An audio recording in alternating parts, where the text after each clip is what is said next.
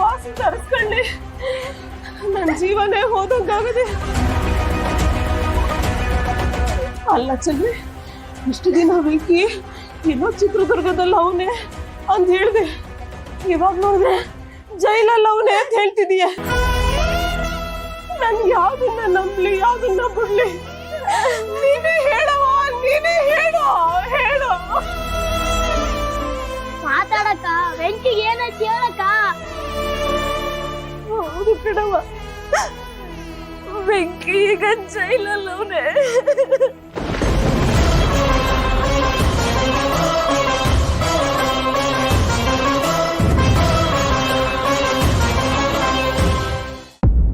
ಯಾರೋ ಬೇಕು ಅಂತ ವೆಂಕಿ ಮೇಲೆ ಆಕ್ಸಿಡೆಂಟ್ ಕೇಸ್ ಹಾಕಿ ಅವನನ್ನ ಜೈಲಿಗೆ ಕಳ್ಸಿದ್ದಾರೆ.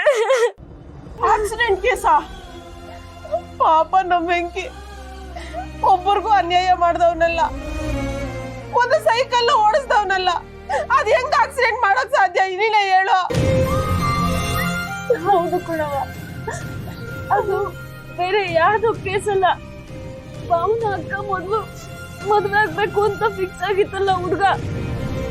ಆ ಹುಡ್ಗ ಮತ್ತೆ ಅವ್ರ ಅಮ್ಮ ಬರುವಾಗ ಆಕ್ಸಿಡೆಂಟ್ ಅಲ್ಲಿ ತೀರ್ಕೊಂಡ್ರು ಅಂತ ಮದ್ವೆ ನಿಂತೋಯ್ತಲ್ಲ, ಅದೇ ಆಕ್ಸಿಡೆಂಟ್ ಕೇಸು ಕಣವ ವೆಂಕಿ ಮೇಲೆ ಹಾಕಿರೋದು.